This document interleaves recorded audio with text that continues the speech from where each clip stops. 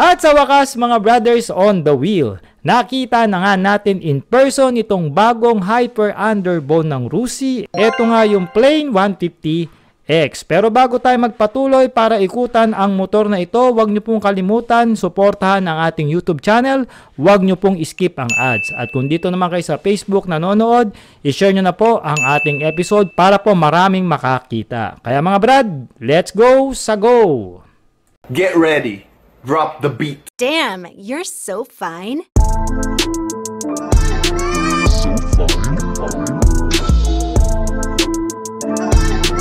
So fine.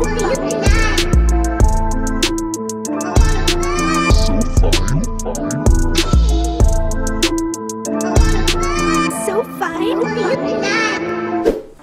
Hindi na sa atin bago mga brothers ang disenyo nitong Plane 150X dahil nagkaroon na nga ito ng carb version para sa mga budgetarian. At kung gusto niyo naman na medyo malakas-lakas, nagkaroon na rin ito ng single overhead cam na fuel injected ang kanyang fuel system. Ngayon naman mga brothers, in-upgrade na ng Rusi dahil sinalpak na nila ang makina nito na galing sa Flash 150. Sa katunayan, itong makina nito mga brad galing din sa Longsin motorcycle kung saan yung mga 250cc nila doon gawa. No? So mga brad, ano bang meron sa kanya pagdating sa body design? Well, binago lang naman yung sticker. So para mas makilala natin na ito na yung bagong version ng Plane 150X na meron tayong flame na makikita dyan sa gilid. Tapos Rusi 150X at meron pa yung liquid cooled, 4 valves, 6-speed at double overhead cam. No? So napakasimple na lang, hindi kagaya dati na masyadong maraming mga sticker na tad-tad ng Rusi.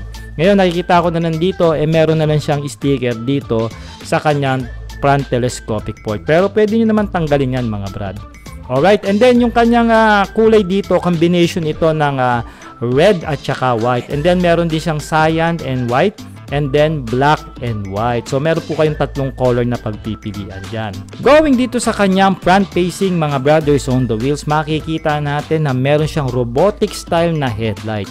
Nandyan na yung kanyang masungit na daytime running lights. Tapos yung turn lights niya, nandyan na rin na LED na rin. And then yung kanyang high beam and low beam, pagdating sa kanyang headlight, LED na rin yan na siguradong malakas ang bato sa kalye, lalong lalo na paggabi. At lagi ko nga sinasabi, pagka kulang sa inyo ang lakas ng ilaw niyan, pwede nyo naman kabitaan ng mini driving light dahil naglipanan na yan sa mga local shop. Meron tayo ritong front telescopic port, manipis lang naman at ito naman yung mga standard o typical na makikita natin sa mga underbone. At meron siya mga brothers dito na fender. Nung na-check ko naman mga brothers, I can tell na quality na rin yung kanyang pairings na ginagamit dito. At yung disc rotor nito mga brother, ang laki makikita nyo rito. At meron niyang 2-fat piston caliper pagdating sa kanyang preno. Yung tire size niya mga brothers, meron itong laki pagdating dito sa harapan ng 70 by 90 at 17 inches wheel mags. And tubeless na rin ito mga brothers. Wala lang akong idea kung gusto nyong palakihan o kung gusto nyong gawing low profile yung gulong nito para mas maganda pagdating sa bangkingan. At gusto ko pa rito yung trademark na power mags ng Rusi. Nire-retain pa rin nila rito sa kanilang Plane 150X na merong two-tone na kulay. Yan po yung black at saka silver. Dito sa likod mga brothers, makikita natin na meron tayong upright position dito na muffler. Etong muffler niya masasabi ko may pagka, alam niyo na, classic yung dating niya when it comes sa mga underbone design. Ito yung mga sinaunang muffler, lalo na sa mga version 1 ng Suzuki Raider. Pero okay naman, maganda naman yung pagkakadali nila rito. Yung pinaka-cover niya is stainless steel. Habang meron tayo rito LED na taillight at solid na grab bar pagdating dito sa likod. Okay naman yung kanyang turn lights, nakalabas po yan na LED na rin. At syempre pa may sarili na ring ilaw ang ating plaka dito at mapapansin nyo rito na naka-extend po ang ating rear fender para sa mga proteksyon pagdating sa dumi at putik. No? Pinahihinto na rin ito mga brothers ng disc brake dito sa likod na merong single pot piston caliper.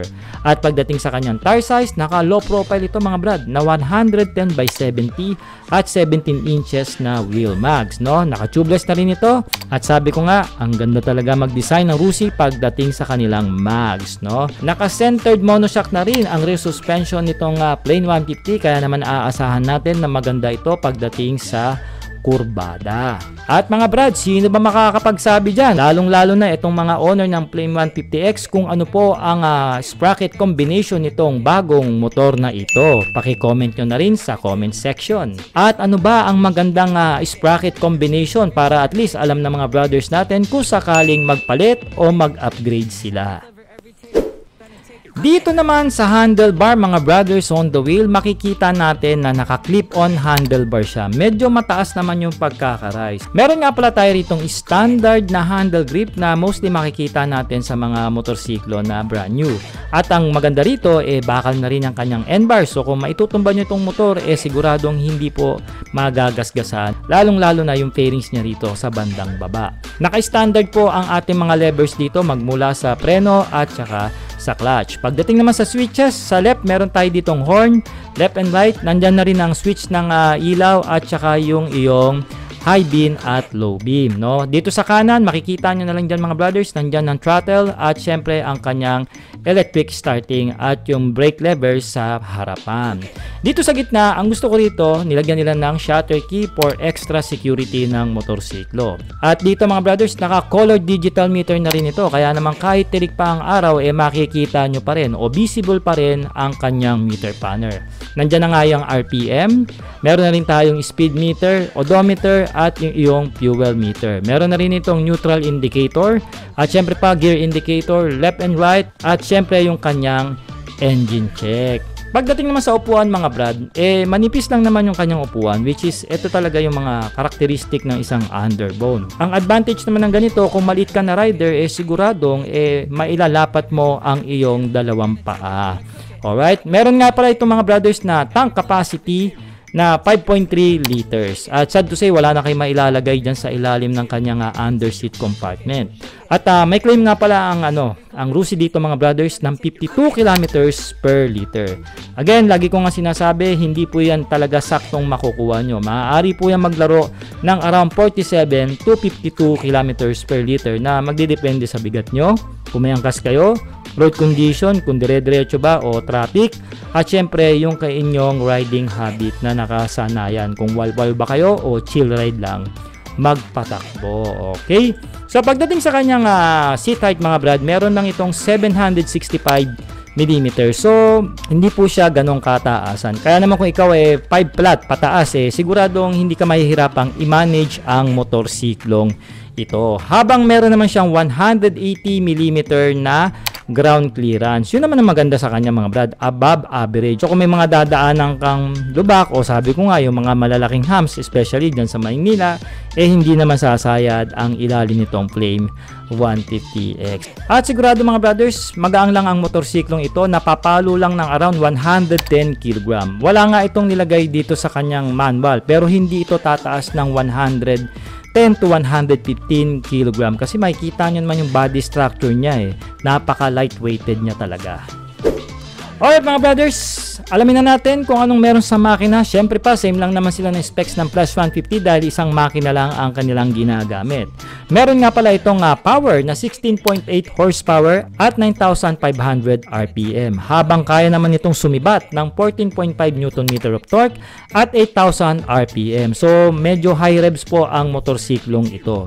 Pagdating naman sa kanyang cam setup, naka-twin cam ito o kung tawagin natin double overhead cam with 4 valves. Syempre pa, ito ay naka-liquid cooling na rin dahil po mataas ang kanyang compression ratio na 11.3:1. Meaning mga brad, mainit po ng sobra ang working temperature ng makina. Habang meron naman ito na 149.6cc single cylinder na naka-fuel injected na Euro 4 ang kanyang compliance. Wala na itong kickstart mga brothers, so electric starting na lang po ang meron sa makina. May ball and stroke pa pala ito mga brothers ng 57.3 by 58 mm. So napakaganda talaga ng makina nito, tapos budget pa. Mga brothers, magkatulad nga lang pala ng presyo itong si Plus 150X at itong si Plain 150X na nire-review natin, no? Na merong cash price na 75,000 pesos. So napakababa talaga, pero yung specs pang diinan. At meron siyang down payment na 4,000 pesos lang, may uuwi mo na yung motorsiklo. And for the 3 years mga brad, meron siyang 3,400 pesos. At syempre pa, ang rebate ng Rusi is 300 pesos pag updated po kayong nagbabayad. So mga brothers, mag-comment naman kayo ng yes kung nagustuhan nyo o kung naangasan kayo dito sa bagong upgrade na Plane 150X ng Rusi na isang Hyper Underbone. At ano-ano pa ba sa Rusi ang gusto nyong pa-review, i-comment nyo na rin ang inyong suggestion. Once again, ako po si Art ng Sork Moto. Maraming salamat po sa pagsama nyo sa ating mabilisang ikot dito sa bagong Hyper Underbone ng Rusi. Yan nga yung Plane 150X. Alright!